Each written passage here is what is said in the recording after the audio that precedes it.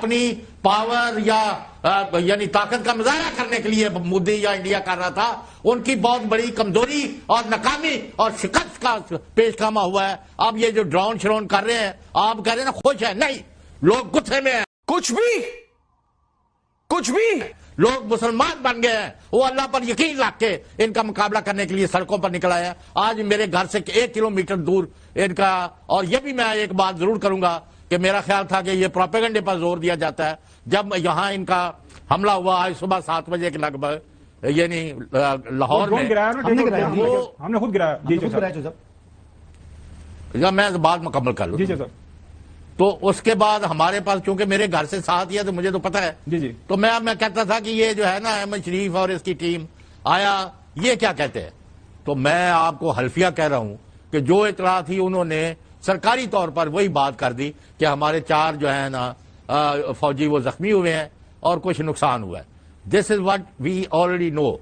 यानी ये बात है कि आपको झूठ बोलने की जरूरत नहीं। बिल्कुल सही फरमा रहे हैं, हम सारी दुनिया के सामने नहीं, आपके मेहमान से मेरे 2 सवाल है। जी बिल्कुल सवाल। जी आज इंडिया ने पाकिस्तान पे ड्रोन हमले किए हैं और 25 ड्रोन तकरीबन पाकिस्तान ने मार गिराए हैं या वो खुद गिर गए हैं। ये इस दोनों में फ़र्क क्या है, इसके बारे में हम आपको आज की इस नशरियात में बताएंगे, क्योंकि लोगों के जहनों पे सवालात हैं कि ड्रोन इतने अंदर कैसे आ गए, कौन सी टेक्नोलॉजी है। इसराइल की टेक्नोलॉजी इसमें शामिल की गई है और इसराइल खुल के इंडिया की सपोर्ट पर आ चुका है और इसके असरात अरब ममालिक में और इस्लामिक ममालिक में क्या होंगे, इस पर भी बात करेंगे।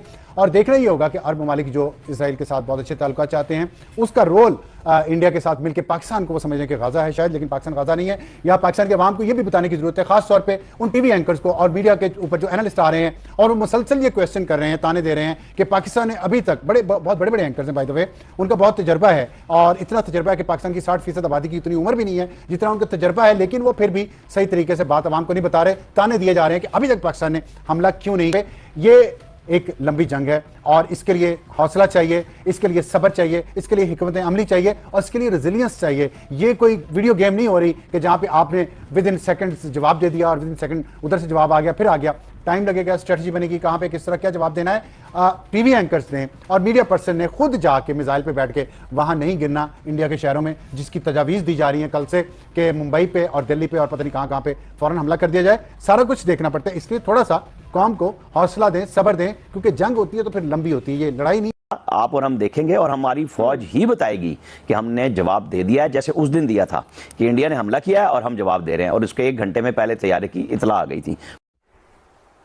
चल झूठा, बिल्कुल सीधी सी बात है। यहाँ पे तमाम लोग, कोई खौफजदा नहीं है, कोई पाकिस्तानी डरा हुआ नहीं है। लोग पहुंच रहे हैं, उनको बताया जाता है कि नहीं आप नहीं आना। और मैं फिर लोगों से कहूंगा कि जब कोई हमला हो तो वहां मौके पे दोबारा नहीं जाना चाहिए, क्योंकि दुश्मन तो आपको देख रहा है। क्या बात कर रहा है?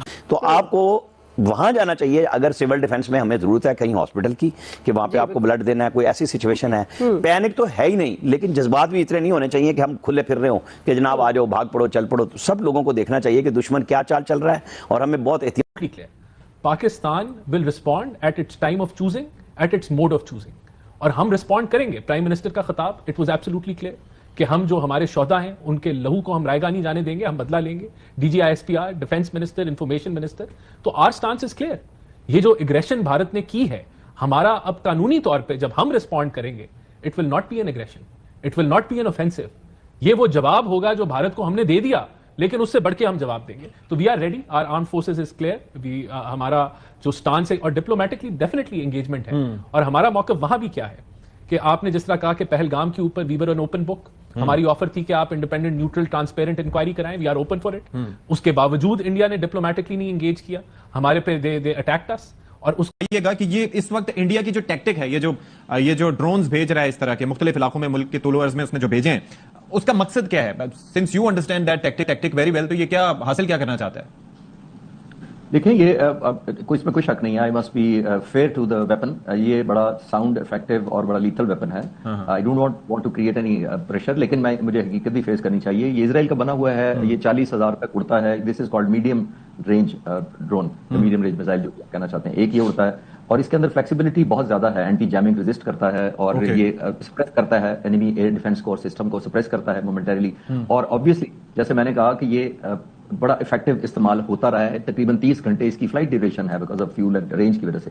तो हैविंग सेड दैट, ये स्वार्मिंग एक टेक्निक भी होती है जो मैं अभी नहीं वेरीफाई कर सकता, वो यूज करते हैं, which means let me put audience at ease by saying कि ये ओवर सैचुरेट करता है। सम टाइम आपकी स्ट्रेटजी होती है कि आप एयर डिफेंस सिस्टम को ओवर सैचुरेट कर दें। ओवर सैचुरेट का मतलब है, फॉर एग्जांपल, एक एयर डिफेंस सिस्टम की या एयर डिफेंस सर्वेलेंस रेडार्स की एक कैपेसिटी है to observe how many can they track.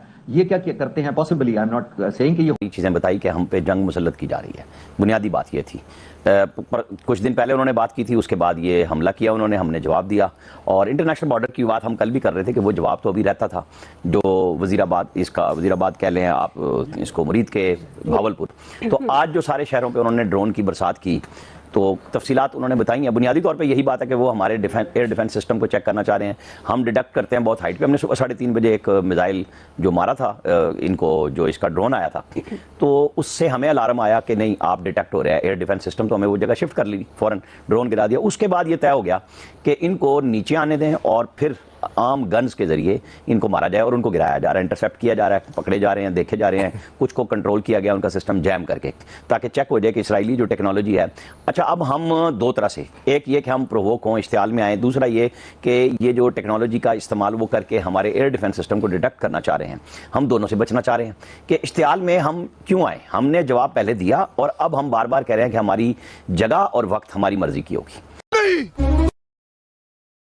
मैं नहीं मानता कि पाकिस्तान का जवाब कैसा होना चाहिए, क्योंकि ये कल से मैं देख रहा हूँ मुख्तलिफ टीवी चैनल पे बहस चल रही है कि पाकिस्तान का जवाब कैसा होना चाहिए। और मुझे ये लगता है, जो मैं गलत भी हो सकता हूँ, क्योंकि हरफ आखिर नहीं है, कि पाकिस्तान के जो एंकर्स और कुछ मीडिया पर्सन्स हैं उन पे शायद इंडियन एंकर्स का काफ़ी असर हो चुका है। उनके टीवी चैनल्स को देख देख के उसी भड़कीले अंदाज में, उसी ही मसनूई अंदाज में एक स्टूडियो के अंदर बैठ के वो जंग की बातें ऐसे करते हैं जैसे ये कोई वीडियो गेम है। ये वीडियो गेम नहीं है। और ये जंग जिस टेक्नोलॉजी के साथ लड़ी जा रही है, जो इस वक्त वेदर कंडीशंस हैं, उसमें सब्र और उसमें हिकमत अमली और उसमें स्ट्रेटजी बड़ी इंपॉर्टेंट चीज़ है। ये पाकिस्तानी एंकर्स और पाकिस्तानी एनालिस्ट को भी ये याद रखना चाहिए, जो मुसलसल ये यहाँ स्टूडियोज़ में बैठ के ये नहीं सोच रहे कि जिसने एयरक्राफ्ट तकरीबन $300 मिलियन का लेके हवा में जाना है, उसकी जान है, उसकी फैमिली है, वो किसी तरीके से जाएंगे।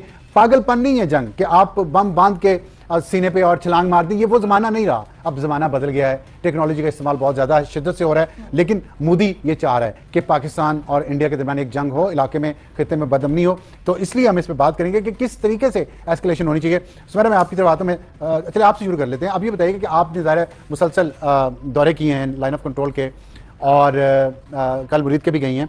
एक तो मोरल का आपसे मैं बात करूंगा, लोगों का क्या है, लेकिन आज मुझे लग रहा है कि पाकिस्तानी मीडिया ने थोड़ी सी पैनिक लोगों के अंदर क्रिएट कर दी है। इस पर आप बताएंगे कि जंग मौजूदा दौर में बियॉन्ड विजुअल रेंज के जो मिसाइल्स आ गए हैं और फिर ड्रोन्स हैं, ये कोई वैसे तो नहीं है ना कि आपने जाके घोड़े पे सवारी की और जाके कब्जा कर लिया करके अब पाकिस्तान के ऊपर के हम जनाब अब छोड़ेंगे नहीं, हम विक्टिम हो गए। सो 2 हफ्ते तक वो ऑफेंसिव पोस्चरिंग में रहे। और आप बेहतर समझते हैं कि ऑफेंसिव पोस्चरिंग का मतलब है इनिशिएटिव भी उनके पास है, टाइमिंग भी उनके पास है, चॉइस ऑफ वेपन्स भी उनके पास है, लोकेशन भी उनके पास है। तो ये सारा करने के बाद पाकिस्तान, उस दौरान मैं रिव्यू हूँ पाकिस्तान एयरफोर्स की, बहुत सारे ऑब्वियसली जो करंट डेवलपमेंट हो रही थी, पाकिस्तान एयरफोर्स और आर्म फोर्सेस डिफेंसिव रही इतना अरसा, बिकॉज हमने रोकना था एक वार को। और जो डिफेंड कर रहा होता है उसके पास ऑब्वियसली गेस वर्क करता है, स्पेकुलेट करता है, इंटेंशंस का नहीं पता होता, जगह का नहीं पता होता, टाइम का नहीं पता होता। तो मैंने वो 2 हफ्ते उस तरह कॉन्टैक्ट रहा जहां से मुझे अपडेट मिल रही थी। दूसरी बात हुआ, अब प्रेशर बिल्ड हुआ तो उन्होंने सोचा कि अब कुछ तो करें। पहले उन्होंने 4 राफेल भेजे, फेमस 29-30 तारीख को, जो आपने राइट रिपोर्ट किया, जिसको हम उर्फ आम में कहते हैं पाक फिजाई ने जैम कर दिया, जिसमें बहुत बड़ा क्रेडिट पाकिस्तान की साइबर वॉरफेयर एक सेटअप है हमारा, उसका है, और एरोस्पेस जो हमारी टेक्नोलॉजी इंप्लॉय हुई है उसका भी है अपार्ट फ्रॉम इट।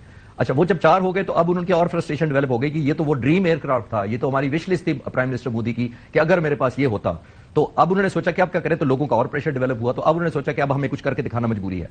मैं आपको रिपोर्ट कर रहा हूं कि हिंदुस्तान का पूरा राफेल फ्लीट, 36 में से तकरीबन ऑलमोस्ट पूरे जहाज उस दिन हवा में थे पिछली रात को, और बाकी उन्होंने कुछ 40 जहाज कहीं और से मिल मिला के पूरे करके ये पैकेज बनाया था। उनका प्लान ये था कि हम 80 जहाज भेजेंगे। तुमसे ना हो पाएगा, हमें तुम्हारे लक्षण बिल्कुल ठीक नहीं लग रहा है, तुमसे ना हो पाएगा। यहाँ तक पहुंचे कैसे? मतलब पिंडी पहुंच गए, लाहौर पहुंच गए, कराची में मलीर तक पहुंच गए, और बहुत सी जगहों पे अंदर पाकिस्तान के काफी आ गए, अटक तक पहुंचे हैं। तो ये क्या है, इसका जवाब जरा आप बताना पसंद करेंगे हमारे नाज़रीन को? देखिए, अब 60 साल पहली बात तो यह है, ऑब्वियसली एक टेक्निकल सवाल है, लेकिन दूसरी बात यह है कि पाकिस्तान की जो एयर डिफेंस सिस्टम है वो काम कर रहा है। पहले होता यह है कि जब आपका एयर डिफेंस सिस्टम इन्हें डिटेक्ट करता है तो वो सिग्नल्स इंडिया को भी जाते हैं, एंड देन फिर उससे ये भी पता चलता है कि पाकिस्तान का एयर डिफेंस सिस्टम कहां पे पड़ा है, और फिर वो उस सिस्टम को हिट करते हैं।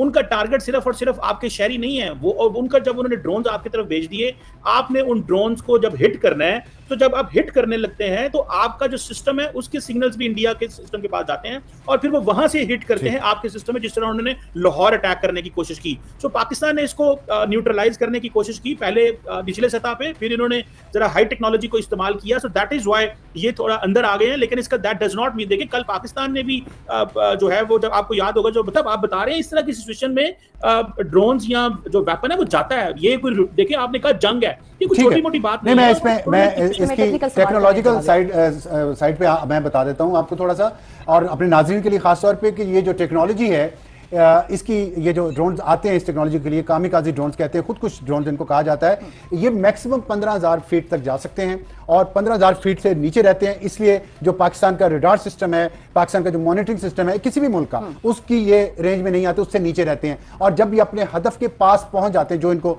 दिया गया होता है, इनके अंदर इनका सिस्टम है, प्रोग्राम किया होता है, वहां पहुंचते हैं, तो फिर ये हमले की पोजीशन में जब नीचे आते हैं मजीद, तो फिर ये रडार में आते हैं।